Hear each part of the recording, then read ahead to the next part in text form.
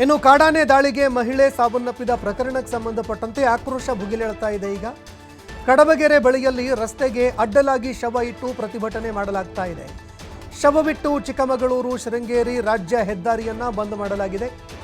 ನಿನ್ನೆ ಬೆಳಗ್ಗೆ 9:15 ಹೆದ್ದಾರಿ ಬಂದ್ ಮಾಡಿ ಆಕ್ರೋಶ ಹೊರಹಾಕ್ತಾ ಇದ್ರು.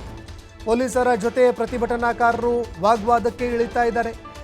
ಉದ್ರಿಕ್ತರು ಕಲ್ಲು ತೂರಾಟ ಮಾಡಿದ್ದಾರೆ. ಮಹಿಳಾ ಪೇದೆಗೆ ಗಾಯ ಆಗಿದೆ ಅನ್ನೋ ಮಾಹಿತಿಗಳು ಲಭ್ಯವಾಗ್ತಾ ಇದೆ. ಉದ್ರಿಕ್ತರನ್ನ ಚದುರಿಸೋದಕ್ಕೆ ಲಾಠಿ ಚಾರ್ಜ್ ಮಾಡಿದ್ದಾರೆ ಪೊಲೀಸ್ ಅಧಿಕಾರಿಗಳು. ಪೊಲೀಸರ ಲಾಠಿ ಚಾರ್ಜನ್ನು ಖಂಡಿಸಿ ಇವತ್ತು ಬಂದ್ಗೆ ಕರೆ ನೀಡಲಾಗಿದೆ. ಹೋರಾಟಗಾರರ ಮೇಲೆ ನಡೆದಂತಹ ಲಾಠಿ ಚಾರ್ಜ್ಗೆ ಖಂಡನೆ ವ್ಯಕ್ತವಾಗ್ತಾ ಇದೆ. ರೈತ ಸಂಘಟನೆಗಳ ಒಕ್ಕೂಟ ಪ್ರತಿಭಟನೆಗೆ ಕರೆ ಕೊಟ್ಟಿದೆ. ರೈತ ಸಂಘಟನೆಗಳ ಒಕ್ಕೂಟ ಈಗ ಪ್ರತಿಭಟನೆಗೆ ಕರೆ ಕೊಟ್ಟಿದೆ. ಬಂದ್ಗೆ ಕರೆ ಕೊಡಲಾಗ್ತಾ ಇದೆ. ಹೀಗಾಗಿ ಈ ಪ್ರತಿಭಟನೆ ಮತ್ತೆ ಯಾವ ಸ್ವರೂಪಕ್ಕೆ ತಿರುಗತ್ತೆ ಅನ್ನುವಂಥದ್ದನ್ನು ಕಾದು ನೋಡಬೇಕಾಗತ್ತೆ.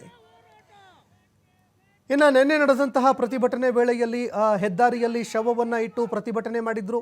ಇದೇ ವೇಳೆ ಹೆದ್ದಾರಿಯಲ್ಲಿ ಪ್ರತಿಭಟನೆ ಮಾಡ್ತಾ ಇರೋದಕ್ಕೆ ಅದನ್ನು ತೆರವು ಮಾಡೋದಕ್ಕೆ ಪೊಲೀಸರು ಮುಂದಾದರು.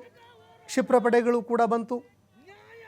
ರೈತರನ್ನು ತೆರವು ಮಾಡುವಂತಹ ಸಂದರ್ಭದಲ್ಲಿ ಕಲ್ಲು ತೂರಾಟಕ್ಕೆ ಕಾರಣ ಆಯಿತು. ಇದೇ ವೇಳೆ ಪೊಲೀಸರು ಕೂಡ ಲಾಠಿ ಬೀಸಬೇಕಾಗಿ ಬಂತು.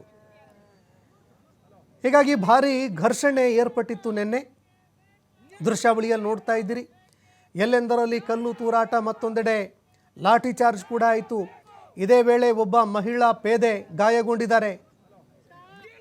ಈಗ ಪೊಲೀಸರು ಮಾಡಿದಂತಹ ಲಾಠಿ ಚಾರ್ಜ್ ವಿಚಾರಕ್ಕೆ ಸಂಬಂಧಪಟ್ಟಂತೆ ತೀವ್ರವಾಗಿ ಖಂಡನೆ ವ್ಯಕ್ತವಾಗ್ತಾ ಇದೆ.